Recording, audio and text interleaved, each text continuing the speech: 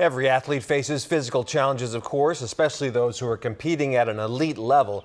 Morgan Stickney faced more than most. As a young girl, she dreamed of competing in the Olympics, but her road to Tokyo took her in directions she never expected.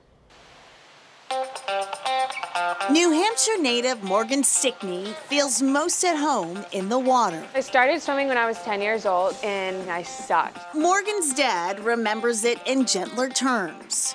I always call her a blue-collar swimmer because she just works hard at it. When I was 15 years old, I was top 20 in the country.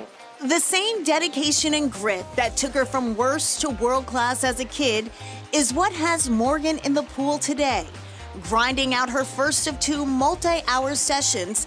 But if she qualifies for Tokyo, it won't be for the Olympic Games. Her eyes are set on the Paralympics.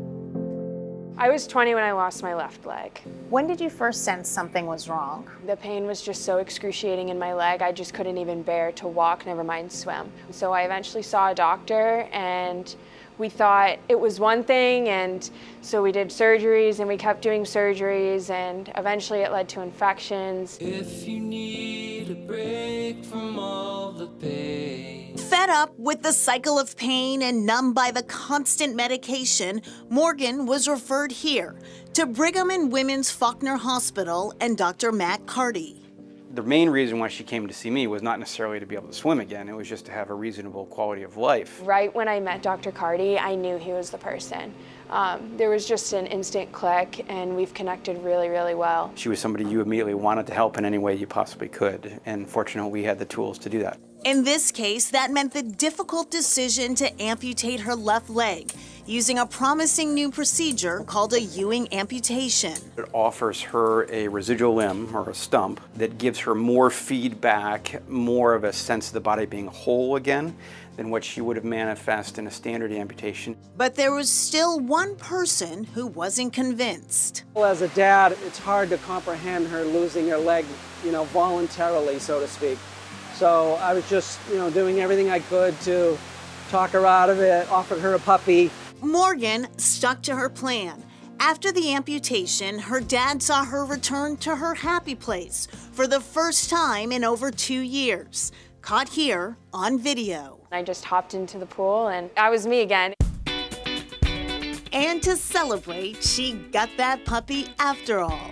She got a win-win out of it. The winning didn't stop there. Within 6 weeks, Morgan was competing again as a para-athlete on a level that earned her an invitation to train at the Olympic Center in Colorado Springs. That was really fun, and I won 2 events and became national champion, which was exciting. And then everything kind of collapsed again when my right leg happened. What happened was a broken right foot, which led to the diagnosis of the rare vascular disorder that took her left foot, and the terrifying realization that she may be facing another loss. Darkness has a color. Every single time I'd have to talk to someone about it, I would just break down.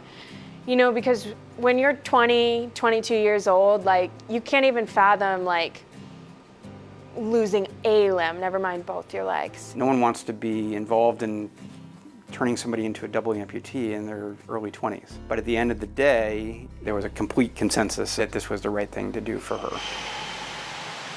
Being in the water without your legs is a little weird at first, I must say.